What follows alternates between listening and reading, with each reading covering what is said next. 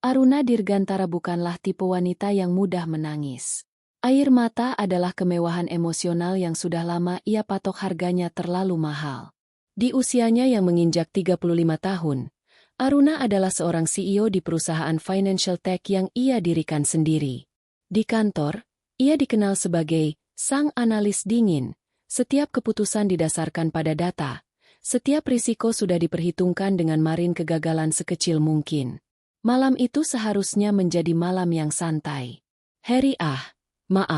Dion Haryono, suaminya mengirim pesan dari Surabaya. Rapat direksi mendadak molor. Sayang, sepertinya aku harus menginap 2 malam lagi. Jaga kesehatannya, love.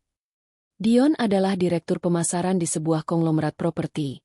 Pria yang selalu memprioritaskan citra dan penampilan. Di mata publik, mereka adalah power couple sempurna. Aruna di bidang teknologi, Dion di bidang real estate. Aruna, mengenakan piyama sutra abu-abu, duduk di meja kerjanya yang luas, dikelilingi layar monitor yang menampilkan data pasar saham. Ia sedang melacak pergerakan salah satu kliennya yang bermasalah. Untuk mengalihkan pikiran sejenak, ia meraih iPad. Niatnya adalah mencari inspirasi desain interior untuk villa barunya di Bali. Jempolnya bergerak cepat di halaman Explore Instagram. Algoritma media sosial tahu persis apa yang diminati Aruna. Desain mewah, arsitektur, dan, sesekali, akun-akun sosialite yang memperlihatkan gaya hidup berlebihan. Tiba-tiba, gulirannya terhenti. Sebuah foto dengan filter buram, diunggah oleh akun fotografer pernikahan kecil bernama Syahdu Nikon. Foto itu adalah bidikan close-up tangan sepasang pengantin. Pengantin wanita memakai renda putih yang indah, sementara tangan pengantin pria disorot saat memasangkan cincin. Bagi mata orang awam, itu hanyalah foto romantis biasa. Bagi Aruna, itu adalah anomali. Ia memperbesar gambar itu, mengabaikan caption puitis tentang cinta suci di bawah langit tak bernama. Fokus Aruna langsung tertuju pada pergelangan tangan pria itu. Di sana melingkar sebuah jam tangan. Bukan merek mahal, tapi sangat khas. Seiko Presage Cocktail Time. Aruna tahu betul jam itu. Ia sendiri yang membelikannya untuk Dion saat ulang tahun 2 tahun lalu. Tapi yang lebih penting, tepat di bawah knop putar jam, ada goresan kecil berbentuk V. Goresan itu muncul ketika Dion, mabuk setelah pesta kantor, menjatuhkannya di lantai marmer ruang tengah. Aruna bersandar. Tarikan napasnya datar. Seperti garis lurus di monitor elektrokardiogram. Tidak ada debaran panik. Hanya keheningan mematikan di otaknya. Ini bisa jadi kebetulan. Jam itu cukup populer. Aruna menolak logika cepat itu. Instingnya yang terasah oleh transaksi miliaran rupiah menuntut konfirmasi data. Ia mengklik akun fotografer itu, menelusuri unggahan lainnya. Foto kedua. Sepasang sepatu pantofel pria berwarna burgundi yang mengilap, bersanding dengan ujung kebaya putih. Sepatu itu custom made dari penjahit langganan Dion di Jakarta Selatan. Penjahit yang hanya Aruna yang tahu. Dunia di sekitar Aruna tidak berputar. Tidak ada suara pecah. Semuanya diam dan jernih. Seperti Aruna baru saja menyalakan fitur noise cancellation di telinganya. Ia melirik tanggal unggahan. Hari ini, pukul 15 waktu Indonesia Barat. Dion seharusnya sedang berada di ruang rapat direksi di Surabaya. Aruna kembali ke foto pertama. Ia melihat lokasi yang ditandai oleh fotografer di geotag. Villa Aeterna, Puncak Bogor. Bukan Surabaya. Ternyata, data yang kau berikan padaku, Dion, adalah palsu jari Aruna, yang biasanya menari cepat di atas keyboard untuk mengatur investasi multinasional, bergerak lambat, menyalin semua data foto dan caption. Ia mulai mencari tahu siapa pasangan melati. Aruna memeriksa akun Syahdu Nikon dan mencari daftar yang menyukai atau berkomentar. Satu nama menarik perhatian, Melati Kirana. Akun itu tidak terlalu besar, tetapi cukup sering muncul di lingkaran sosialite Jakarta. Melati meninggalkan emoji 3 hati merah di unggahan tersebut. Aruna masuk ke mode hantu. Ia menggunakan akun anonimnya, yang biasa ia pakai untuk memantau kompetitor bisnis. Dalam waktu kurang dari 20 menit, Aruna menyandingkan data profil Melati di Instagram, Facebook, dan TikTok. Usia, 24 tahun. Profesi, model lepas. Di akun TikTok Melati yang terbuka, Aruna menemukan bongkahan emas. Melati sering mengunggah video vlog berisi pameran kekayaan, tas mahal, mobil mewah, dan makan malam mewah. Beberapa video berisi curhatan tentang mencintai pria, milik orang lain, dengan backsound lagu-lagu galau. Aruna menonton salah satu video Melati yang diunggah 2 hari lalu, berjudul Weekend Getaway sebelum hari besar. Video itu memperlihatkan Melati sedang menikmati suasana sebuah villa mewah. Di detik ke-0:45, Melati mengarahkan kamera ke meja di sudut ruangan. Di sana, tergeletak sebuah laptop dengan stiker perusahaan properti tempat Dion bekerja. Sistem informasi geografis terkonfirmasi. Aruna menyadari bahwa perselingkuhan ini bukan hanya pelarian sesaat, tapi sudah terinstitusi setidaknya secara agama, lewat nikah siri. Dan yang paling menjijikkan bagi Aruna, Dion menggunakan uangnya, waktu kerjanya, bahkan reputasinya, untuk membiayai kebodohan ini. Aruna mematikan iPad-nya. Ia memejamkan mata. Rasa sakit itu, jika ada, tidaklah tajam. Itu adalah rasa jijik yang dalam, seperti melihat kegagalan proyek yang menelan biaya besar. Dion bukan hanya mengkhianati pernikahan, ia mengkhianati investasi waktu dan emosi yang Aruna tanamkan selama 10 tahun. Aruna bangun dari kursi. Ia berjalan ke lemari, tempat penyimpanan dokumen penting. Ia mengeluarkan map besar berisi akta nikah, sertifikat aset, dan polis asuransi.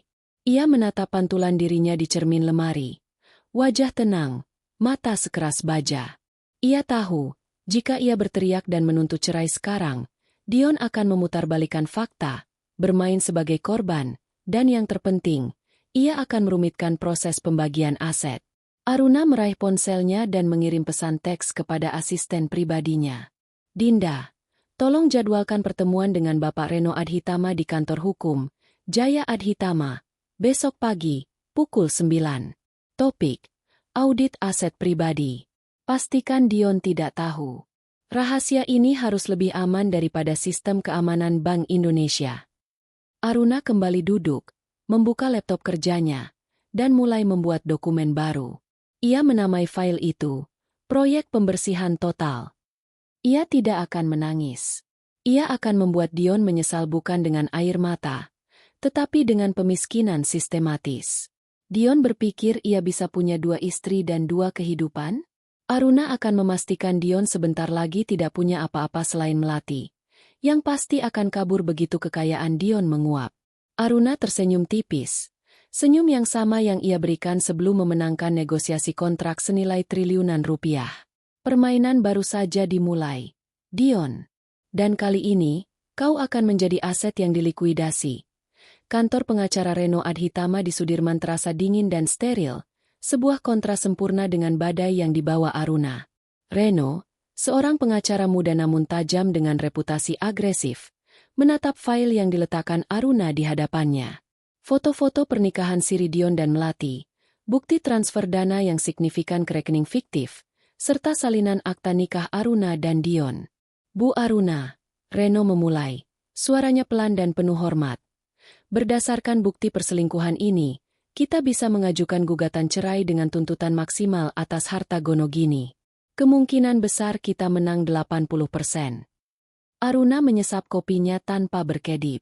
Saya tidak mau 80%, Pak Reno. Saya mau 100%. Dan yang lebih penting, saya tidak mau cerai sekarang. Reno menaikkan alisnya. Maaf, Bu, maksud Anda? Jika saya gugat sekarang, jelas Aruna, nadanya persis seperti sedang mempresentasikan analisis risiko. Prosesnya akan berlarut-larut. Dion akan menggunakan semua sumber daya dan citra publiknya untuk melawan. Dia akan berhasil mengamankan setidaknya sepertiga aset atas namanya, yang akan digunakan untuk membiayai wanita itu. Saya tidak ingin itu terjadi. Dion harus kehilangan segalanya sebelum saya menceraikannya. Anda ingin kami menjebak beliau. Saya ingin Anda memberikan jalan keluar yang terlihat legal, mendesak, dan menguntungkan bagi Dion, koreksi Aruna. Dion memiliki kelemahan yang sama dengan banyak pria yang sukses.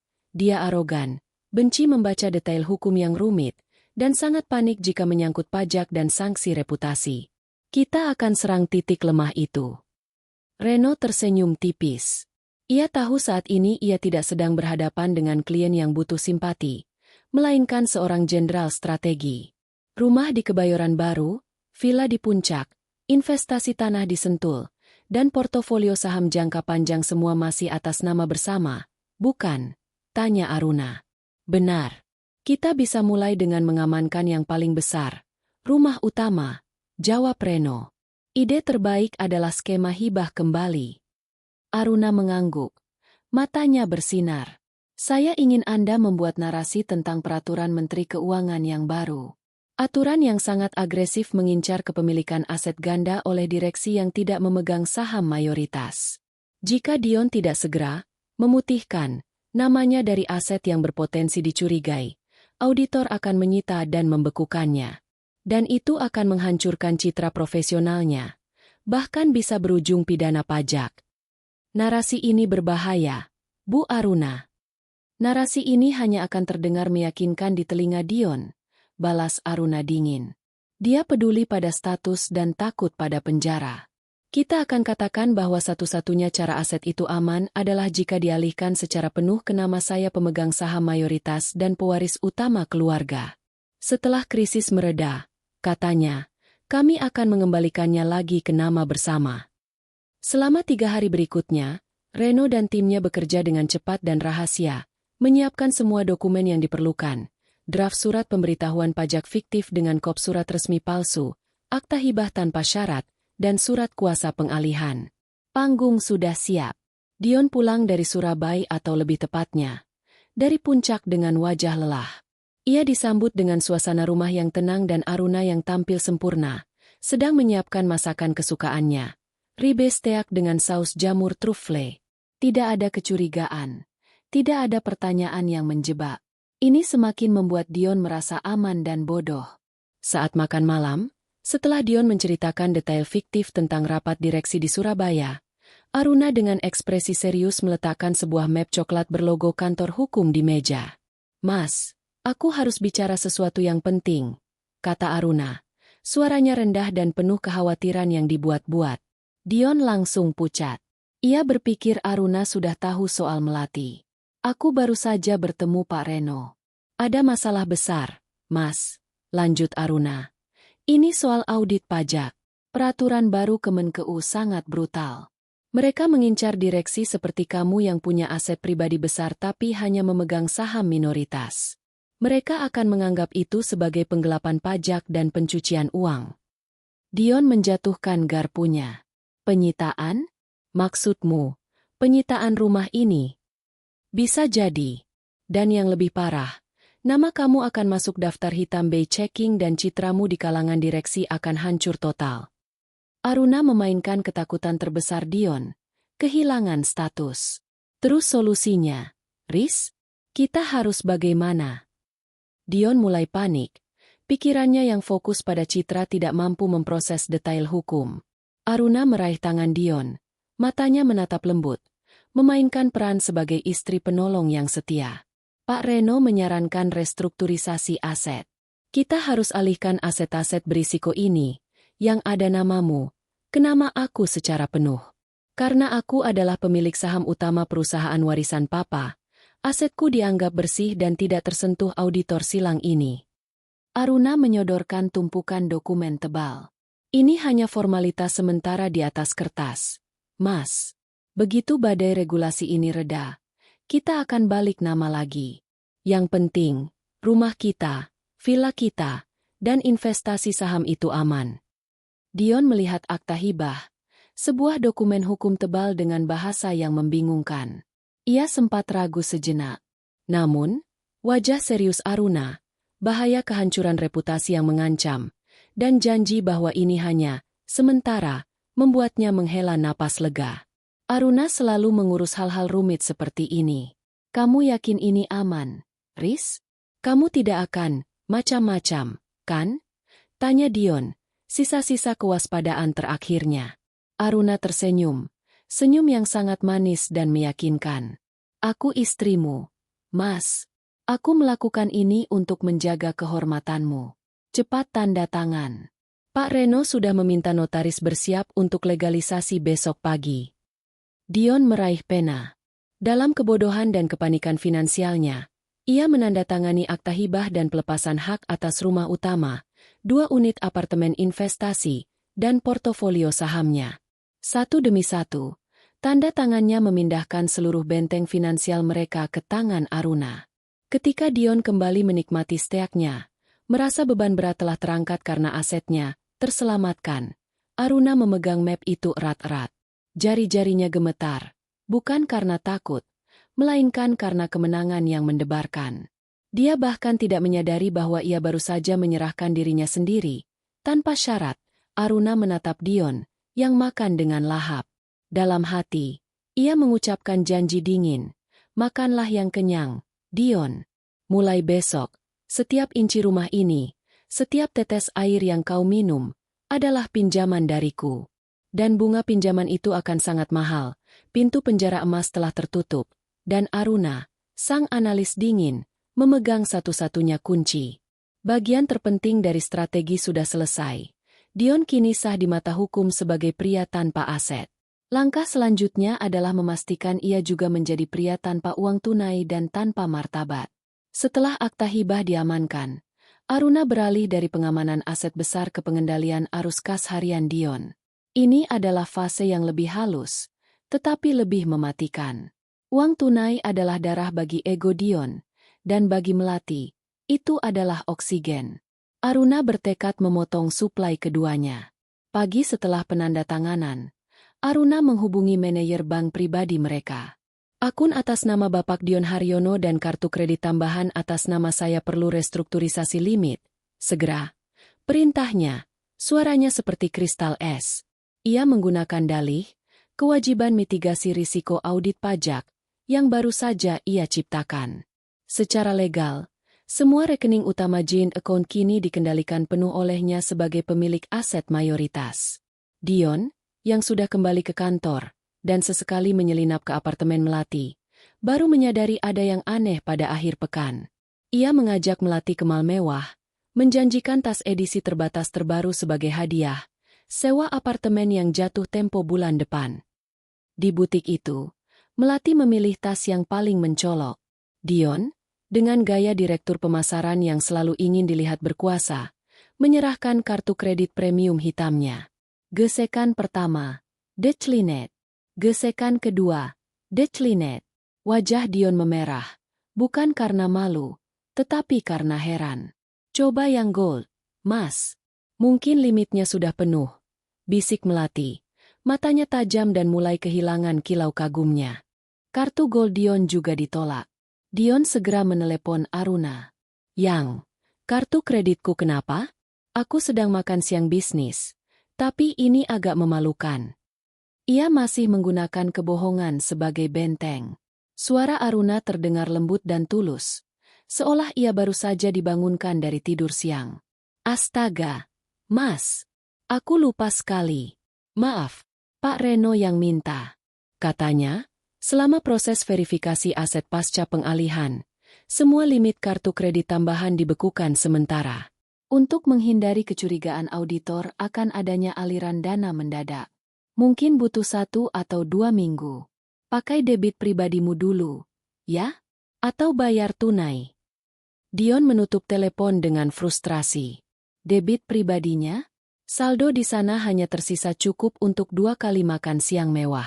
Uang tunainya sudah habis untuk memenuhi tuntutan Melati bulan lalu dan sebagian besar dialihkan untuk investasi Melati yang lain. Maaf, sayang, ujar Dion pada Melati. Wajahnya penuh kepura-puraan. Sistem bank lagi kacau. Aku transfer tunai ya, besok pagi. Melati tersenyum, tapi senyum itu tidak mencapai matanya. Ia sudah mencium bau kegagalan. Ia tidak menginginkan transfer yang berbelit-belit. Ia menginginkan demonstrasi kekuasaan saat itu juga. Minggu pertama tanpa kartu kredit terasa seperti siksaan bagi Dion. Di rumah, Ia menerima uang saku harian dari Aruna yang jumlahnya sangat pas-pasan hanya cukup untuk bensin dan parkir. Aruna, dengan dalih, efisiensi pasca audit, mengambil alih penuh manajemen keuangan rumah tangga, dari belanja bulanan hingga tagihan listrik. Maaf, Mas, ini harus dilakukan. Kita harus ketat sampai proses audit cleansing ini selesai. Aku tidak mau reputasi kita tercoreng, kata Aruna, selalu dengan senyumnya yang sempurna. Dion mulai menyadari sesuatu. Sebelumnya, ia adalah penguasa keuangan.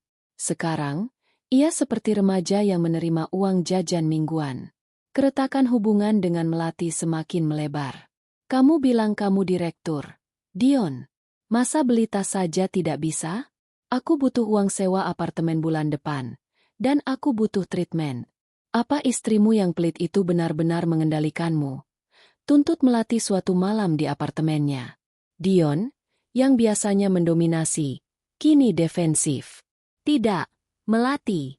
Ini hanya sementara. Aku sedang dalam strategi besar. Aku sedang melindungi aset kita. Aruna itu bodoh soal uang tunai.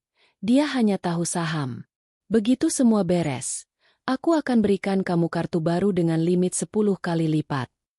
Kebohongan Dion terdengar makin rapuh, terutama karena ia kini sering menolak mentraktir Melati di restoran bintang 5, memilih makan di kafe biasa.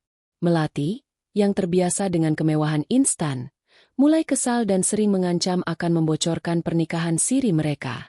Ketakutan Dion kini berlipat ganda. Di satu sisi ia takut pada Aruna yang memegang asetnya.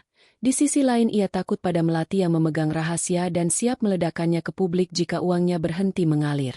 Aruna, dari jauh, mengamati dinamika ini. Ia tahu bahwa rasa tidak aman finansial Melati adalah sekering terpendek.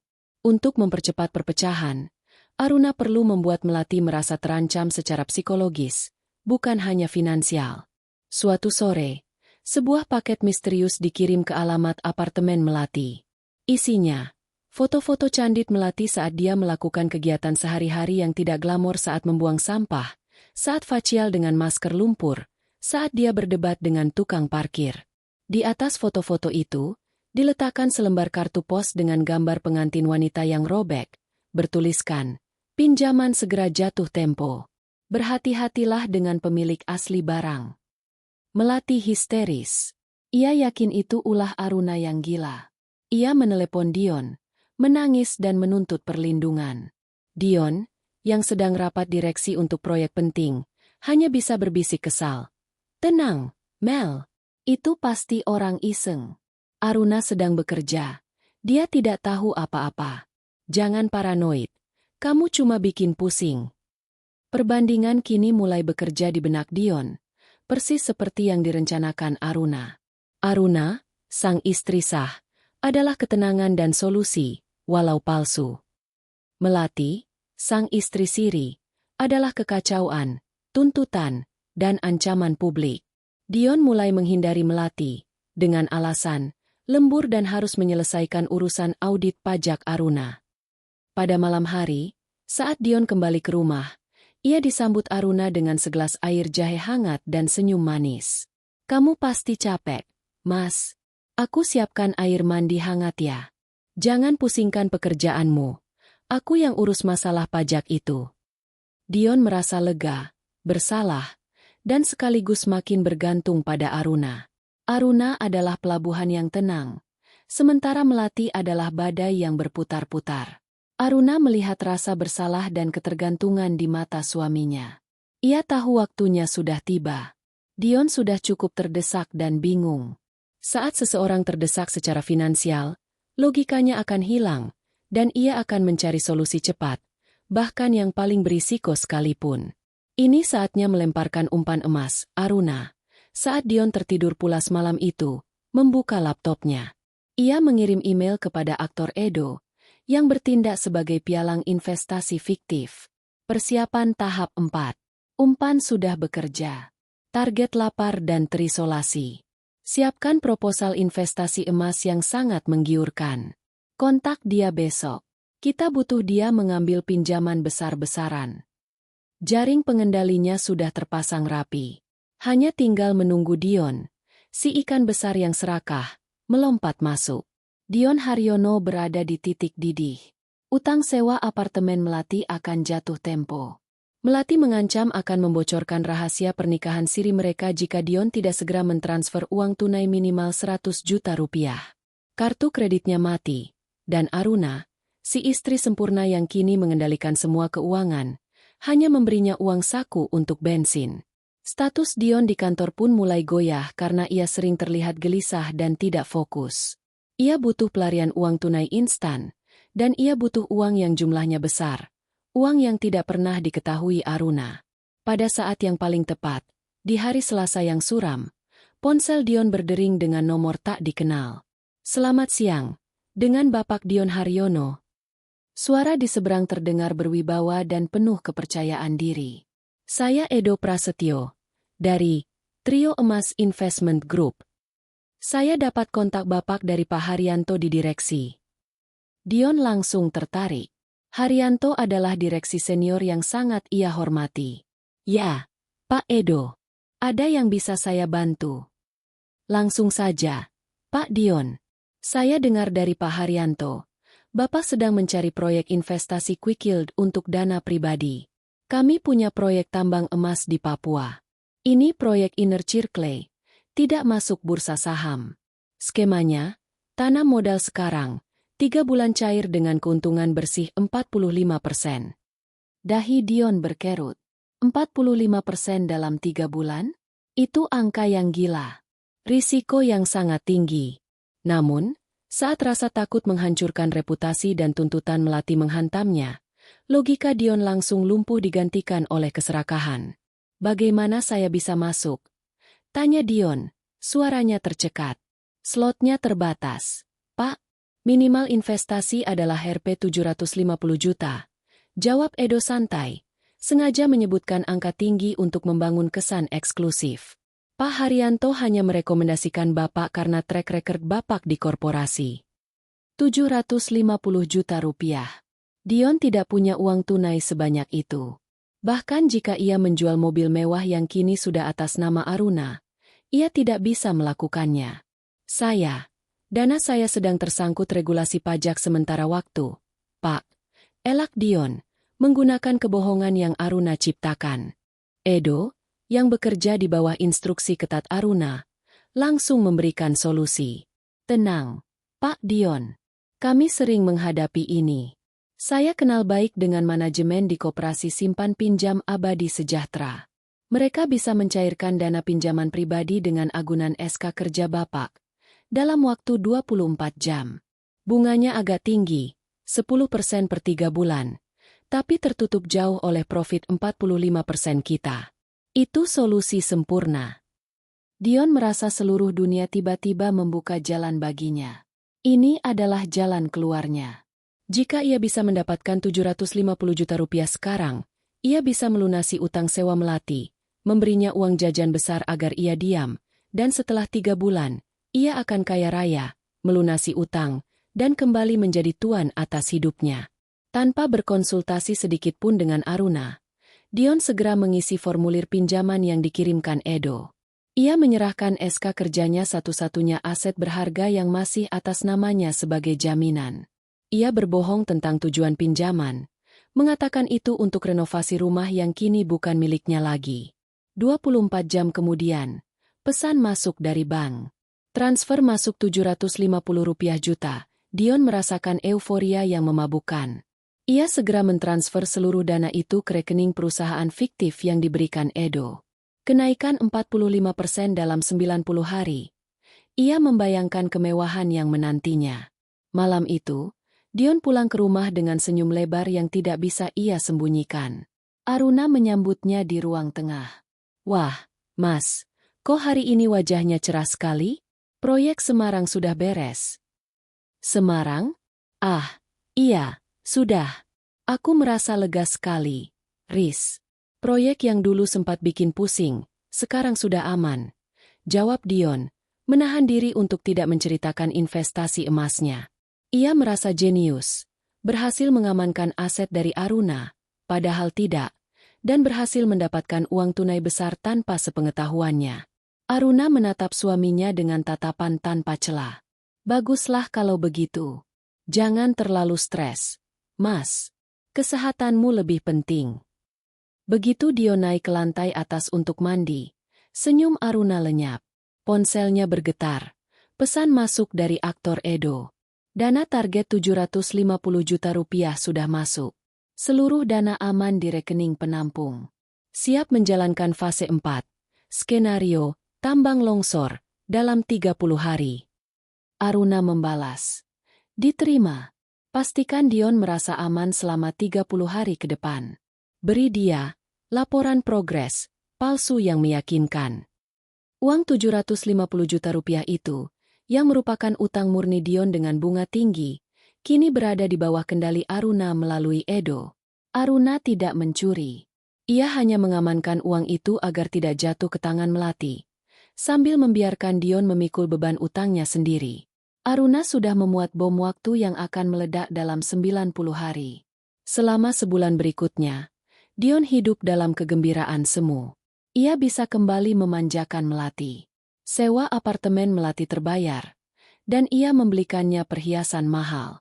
Melati kembali tenang, memanggilnya Hani dan menghentikan ancaman. Dion menerima laporan progres mingguan dari Edo tentang lonjakan harga emas yang fantastis, yang membuatnya makin yakin ia adalah pengusaha yang brilian. Namun, di balik kegembiraan itu, Dion mulai merasa tertekan oleh tanggal jatuh tempo pinjaman dari Koperasi Simpan Pinjam Abadi Sejahtera.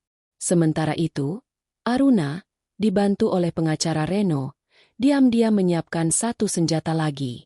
Pak Reno, pastikan Koperasi Simpan Pinjam Abadi Sejahtera tahu alamat rumah di Kebayoran Baru dan alamat kantor Dion.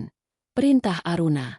Dan pastikan mereka tahu bahwa tenggat waktu pembayaran pinjaman Dion adalah tepat sebelum hari ulang tahun pernikahan kami. Reno mengangguk. Tentu, Bu. Saat mereka mulai menagih, kami akan memastikan Dion tidak punya tempat sembunyi, baik di rumah maupun di kantor. Di malam hari, Aruna sering memijat kening Dion yang mulai sering mengernyit karena stres tersembunyi. Mas kenapa? Pusing karena proyek wikil di kantor. Tanya Aruna, penuh perhatian. Ah, tidak, Yang. Hanya sedikit pusing. Proyeknya berjalan lancar. Aku yakin sebentar lagi kita panen. Jawab Dion, nyaris tersenyum bangga. Syukurlah, gumam Aruna. Senyumnya dingin. Ia tahu, panen, yang sebenarnya akan datang. Dan itu bukanlah panen emas, melainkan panen kehancuran. Bom waktu utang sebesar 750 juta rupiah plus bunga telah dipasang. Aruna hanya perlu menunggu detonatornya diaktifkan. 30 hari telah berlalu sejak Dion mentransfer 750 juta rupiah ke Trio Emas Investment Group. Dion merasa sangat percaya diri. Ia mendapatkan laporan perkembangan rutin dari Edo. Grafik palsu menunjukkan saham emas melonjak 30%. Ia kembali tampil percaya diri di kantor, pamer di depan kolega tentang proyek rahasia yang akan membuatnya kaya raya. Di saat yang sama, Aruna mengaktifkan dua bom waktu secara simultan, utang dan gosip. Aruna tidak pernah lupa bahwa kehancuran Dion harus dimulai dari fondasi yang paling ia agungkan, citra dan reputasi. Untuk ini, Aruna menggunakan Bagas, teman kantor Dion yang sebenarnya menyimpan rasa iri mendalam terhadap kesuksesan dan gaya hidup Dion. Aruna mengatur pertemuan rahasia dengan Bagas, bukan sebagai Aruna sang istri sah, tetapi sebagai CEO Financial Tech yang mencari informasi pasar. Aruna menyajikan data, bukan fitnah. Bagas, saya dengar Dion sedang kesulitan keuangan. Bisakah Anda konfirmasi? Tanya Aruna, menunjukkan bukti transfer pinjaman Dion dari koperasi rentenir, yang ia dapatkan melalui akses hukum. Perusahaan kami berpotensi mengakuisisi sebagian saham di perusahaan Anda. Saya tidak bisa melakukannya jika ada direktur pemasaran yang memiliki utang pribadi besar, apalagi dari sumber pinjaman yang tidak terdaftar. Bagas, yang melihat peluang untuk menjatuhkan saingannya, langsung mengambil umpan.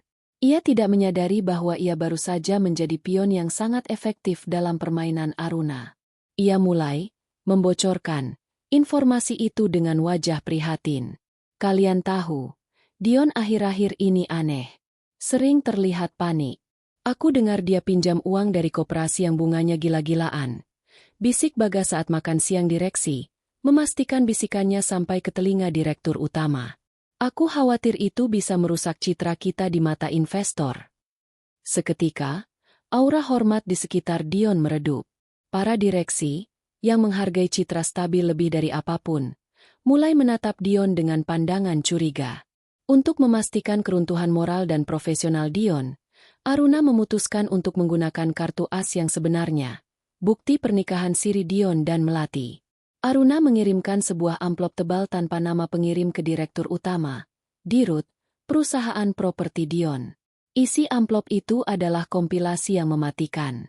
1 foto-foto pernikahan siri Dion dan Melati, hasil tangkapan layar Instagram fotografer. 2 laporan pengalihan aset Dion ke Aruna. Secara hukum Dion kini tidak memiliki aset. 3 bukti pinjaman utang Dion dari Koperasi Simpan Pinjam Abadi Sejahtera. Sebuah catatan kecil dari Aruna, yang mengaku sebagai kolega yang prihatin, menyertai dokumen itu.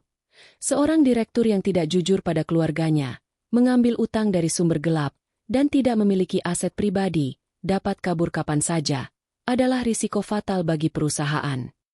2 hari kemudian, Dion dipanggil ke ruang rapat tertutup. Ia disambut oleh tatapan dingin Dirut dan komisaris utama.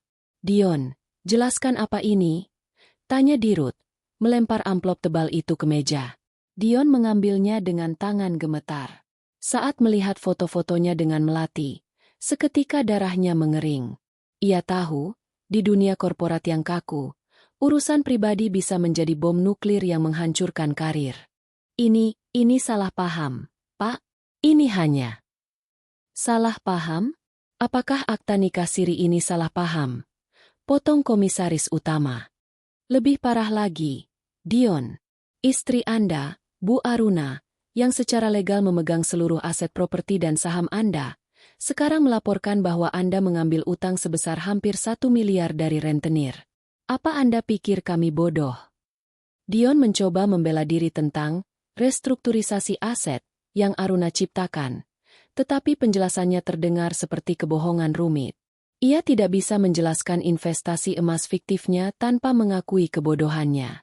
Dirut menyimpulkan dengan nada final, "Kami tidak bisa membiarkan direktur pemasaran kami wajah perusahaan menjadi liabilitas, dengan masalah utang yang terstruktur dan skandal moral yang tidak stabil.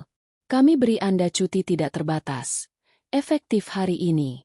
Anda harus selesaikan masalah pribadi dan utang Anda. Jika dalam sebulan Anda tidak bisa memberikan solusi konkret, kami terpaksa memutuskan kontrak kerja Anda." Dion meninggalkan kantor bukan sebagai direktur, melainkan sebagai seorang pesakitan yang dipermalukan. Aruna memastikan kekacauan Dion tidak berhenti di kantor. Tepat saat Dion sedang merenung di teras belakang rumah, 2 pria berbadan besar dengan jaket kulit kusam muncul di depan gerbang. Mereka adalah perwakilan dari Koperasi Simpan Pinjam Abadi Sejahtera. Mereka tidak peduli pada jam kerja direksi. Mereka menagih utang. "Bapak Dion Haryono ada di dalam?" "Sudah jatuh tempo," teriak salah satu pria itu, menggedor pagar besi. Dion pucat pasi. Ia segera bersembunyi di kamarnya. Aruna, yang sedang menelepon dengan pengacara Reno, tersenyum sinis. Ia berjalan santai menuju gerbang, ditemani satpam. "Ada apa, Pak?" tanya Aruna dengan suara tenang. "Kami mencari Bapak Dion. Beliau menunggak cicilan pinjaman 750 juta rupiah." Aruna menatap mereka dengan wajah dingin. "Dion Haryono memang tinggal di sini. Tapi Anda salah alamat. Rumah ini, termasuk gerbang yang Anda ketuk, adalah milik saya. Saya Aruna Dirgantara, pemilik tunggal rumah ini. Dion tidak punya aset apapun di sini yang bisa disita." Ia menunjukkan sertifikat hak milik yang kini hanya atas namanya. "Masalah utang pribadi Dion tidak ada hubungannya dengan saya. Silakan tinggalkan pekarangan saya. Jika tidak, saya akan menuntut Anda atas pelanggaran hukum." Penagih utang itu terdiam. Mereka melihat sertifikat rumah yang kokoh di tangan Aruna dan memutuskan untuk pergi, tapi tidak sebelum meninggalkan pesan keras di pagar. Kami akan kembali dan mencari Anda dimanapun Anda bekerja, Bapak Dion. Dion, yang mendengar semuanya dari lantai atas, merasakan kehinaan yang menusuk. Istrinya telah mengusir penagih utang, tetapi juga mengumumkan kepada dunia luar bahwa ia hanyalah menumpang di rumah itu. Citra Dion telah hancur total di kantor. Ia adalah pembohong dan peminjam rentenir. Dan di rumah, ia adalah pria tanpa aset. Semuanya berjalan persis seperti yang Aruna rencanakan. Ia hanya tinggal menunggu saatnya Dion benar-benar putus asa dan mencari perlindungan terakhirnya. Melati.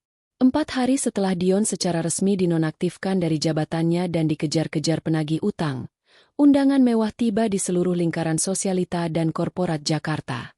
Undangan itu dari Aruna Dirgantara dan Dion Haryono untuk merayakan 10 tahun pernikahan yang penuh makna di ballroom salah satu hotel bintang 5. Dion bingung. Ia sudah menjadi paria. Bagaimana mungkin Aruna mengadakan pesta?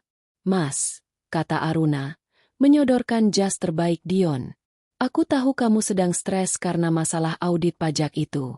Aku sudah bicara dengan Pak Reno. Untuk menyelamatkan reputasimu, kita harus tampil normal. Pesta ini adalah pernyataan publik bahwa kita kuat, stabil, dan semua masalah di kantor hanyalah gosip murahan. Ini adalah investasiku untuk citra dirimu. Dion terbuai. Ini adalah peluang emas terakhirnya untuk memperbaiki citra di mata para kolega dan relasi bisnis. Ia harus hadir. Aruna tidak hanya mengundang kolega Dion dari masa lalu, tetapi juga mengundang seluruh jajaran direksi lama Dion termasuk Dirut yang memecatnya. Yang paling penting, melalui sebuah tipuan elegan, Aruna memastikan bahwa Melati Kirana juga akan hadir. Aruna mengirim undangan palsu yang sangat meyakinkan atas nama Dion kepada Melati.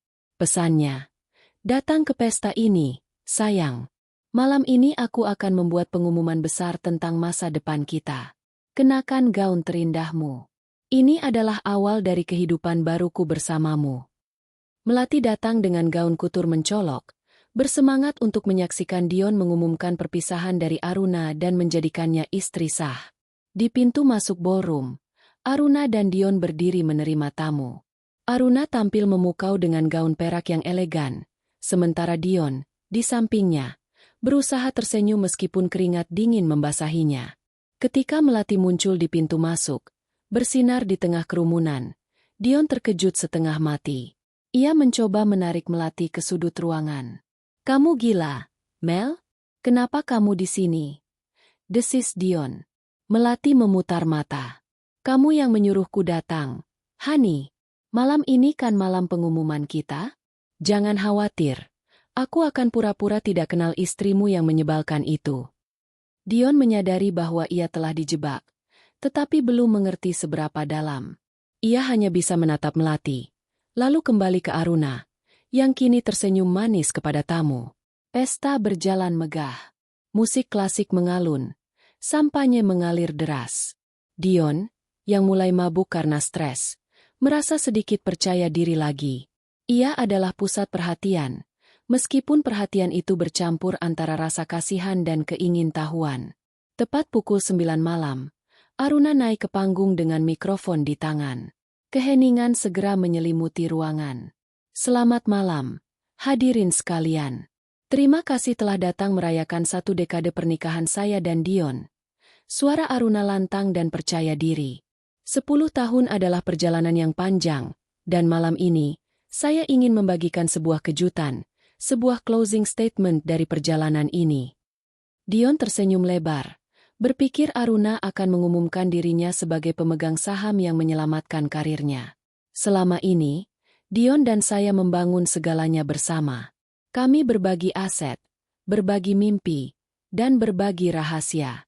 Saya selalu berprinsip, transparansi adalah kunci dari stabilitas finansial dan emosional. Aruna mengangguk ke operator di sudut ruangan. Lampu di ruangan meredup. Alih-alih foto-foto romantis pernikahan, layar besar di belakang panggung menyala, menampilkan serangkaian presentasi profesional yang rapi. Judul presentasi analisis risiko. Kasus Dion Haryono. Wajah Dion langsung pucat pasi. Gambar pertama muncul. Akta hibah aset yang ditandatangani Dion, mengalihkan rumah, villa, dan saham sepenuhnya ke nama Aruna. Di sebelahnya, tertera tulisan besar, status kepemilikan Dion. 0% aset pribadi gumam riuh segera terdengar. Para direksi Dion, yang sudah curiga, kini melihat bukti otentik. Aruna melanjutkan dengan suara datar, seolah membahas laporan keuangan. Seperti yang Anda lihat, tuan-tuan dan nyonya, Dion tidak lagi memiliki aset di Jakarta. Ini adalah manuver yang ia lakukan dengan bantuan saya untuk menyelamatkan aset dari dirinya sendiri. Gambar kedua muncul. Bukti transfer Rp750 juta dari rekening pinjaman Dion ke Trio Emas Investment Group. Di bawahnya, sebuah tangkapan layar dari surat kabar resmi. Trio Emas Investment Group dinyatakan sebagai skema Ponzi dan ditutup oleh OJK. 4 bulan lalu, Aruna melanjutkan, Dion mengambil utang yang sangat besar dari pinjaman dengan bunga yang mencekik. Ia menanamkannya di investasi fiktif ini, sebuah kebodohan yang saya yakini disebabkan oleh tekanan finansial dan distraksi. Dion berdiri dari kursinya. Tangannya gemetar. Aruna, apa-apaan ini? Matikan. Duduk, Mas. Aruna berkata, tanpa melihatnya. Nada suaranya kini beralih dari profesional menjadi menusuk. Gambar ketiga muncul. Layar terbagi dua. Di satu sisi, foto-foto Dion dan Melati saat pernikahan siri mereka. Di sisi lain, sebuah draft hukum, surat gugatan perceraian Aruna Dirgantara. Distraksi itu adalah Nona yang mengenakan gaun merah mencolok di sana. Melati Kirana. Aruna menunjuk Melati, yang kini menjadi pusat perhatian semua mata. Wajahnya syok dan terhina. Selamat, Melati. Anda adalah istri siri dari seorang pria pengangguran, tanpa aset, dan terlilit utang rentenir hampir 1 miliar rupiah. Aruna menatap lurus ke arah Dion. Suaranya pecah, tetapi bukan karena tangisan, melainkan karena kemarahan yang tertahan selama berbulan-bulan. Kau pikir aku bodoh, Dion? Kau pikir kau bisa bermain dua peran? Aku memberimu kehormatan untuk menjadi pria yang sukses. Kau mengkhianatiku, bukan dengan cinta, tapi dengan kebodohan dan keserakahan. Aku tidak akan menangis, Dion. Aku akan memberimu satu hal yang kau hargai lebih dari cinta, kemiskinan dan kehinaan. Aruna melemparkan amplop coklat ke arah Dion. Amplop itu berisi surat cerai yang telah ditandatangani Aruna dan pengacara Reno. Malam ini, aku menceraikanmu, Dion Haryono. Perusahaan ini tidak akan membayar utangmu. Rumah ini bukan milikmu.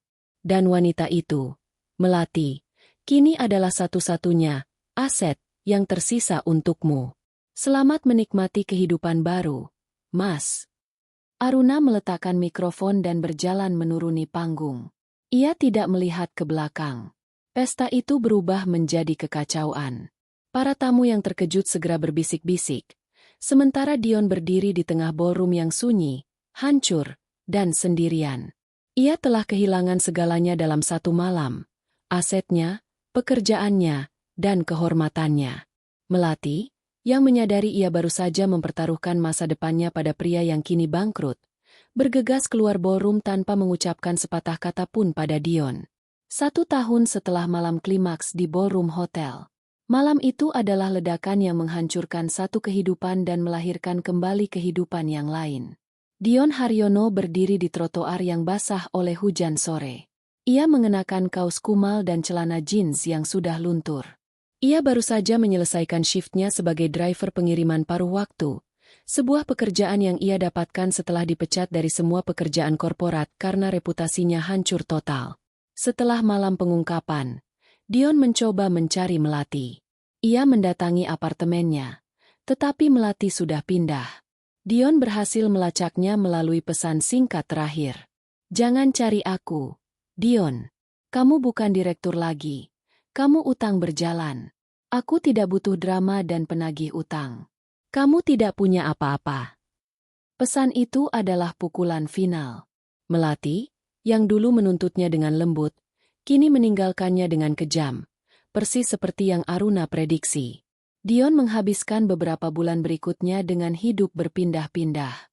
Ia tidak bisa tinggal lama di rumah Aruna karena penagih utang dari Koperasi Simpan Pinjam Abadi Sejahtera sering datang dan mengancam. Setelah pengacara Aruna, Reno, resmi menyelesaikan perceraian dan mengeluarkan perintah penahanan, Dion harus meninggalkan rumah itu tanpa membawa apa-apa selain pakaian yang melekat di badan dan tumpukan utang yang membengkak karena bunga. Ia mencoba meminta bantuan dari teman-teman lamanya, tetapi citra dirinya sebagai direktur yang bangkrut karena penipuan dan selingkuh telah menyebar luas. Tidak ada yang mau berasosiasi dengannya, takut ketularan masalah utang. Kini, Dion hidup di kamar kos kecil yang pengap di pinggiran kota.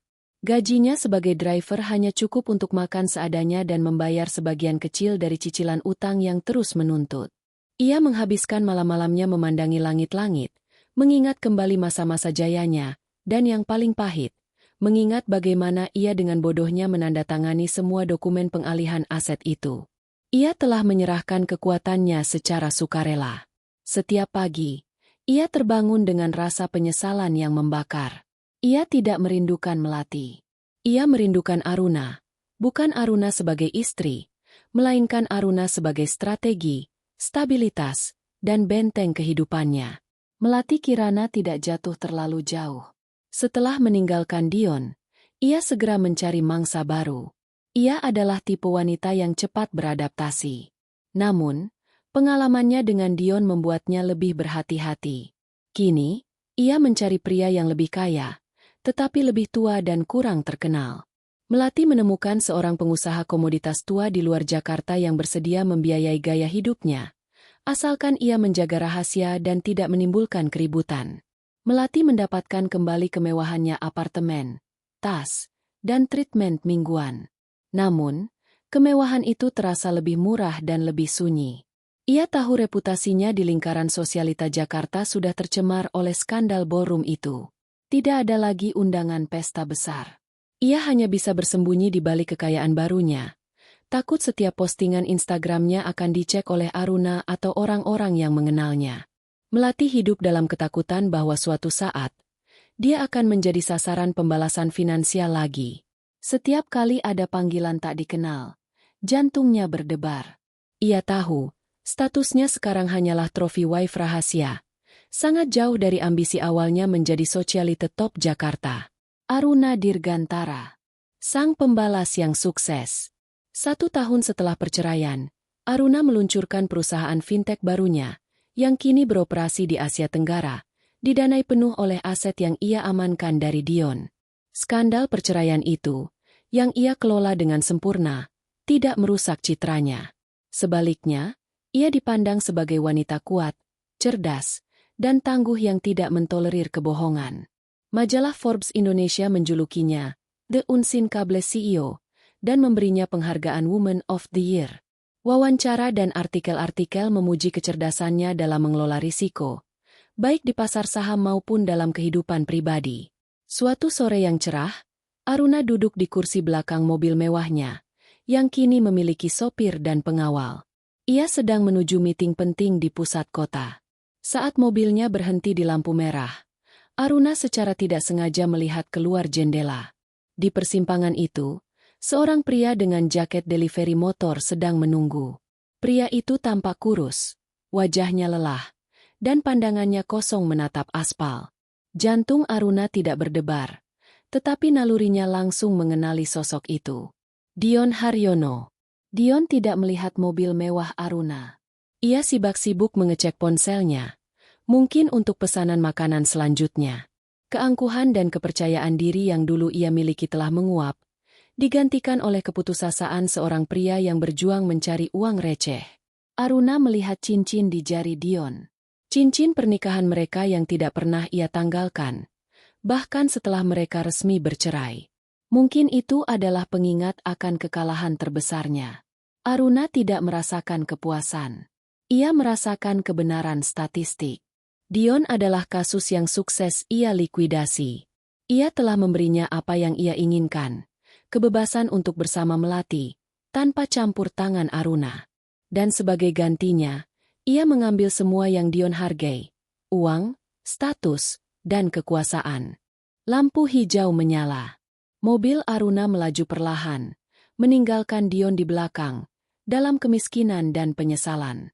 Aruna bersandar di kursi kulitnya, menutup mata, dan menghapus memori itu dari pikirannya. Hidupnya bergerak maju, terbebaskan dari beban pengkhianat. Ia membuka matanya, menatap ponselnya, dan mengirim pesan kepada asistennya. Jadwalkan peluncuran proyek baru di Bali bulan depan. Kita perlu villa baru di sana. Pastikan ada pemandangan laut yang spektakuler. Aruna telah menang. Kemenangannya dingin, strategis, dan mutlak. Dan Dion, kini hanya menjadi bagian dari data kerugian masa lalunya, yang berhasil diatasi dan dilupakan.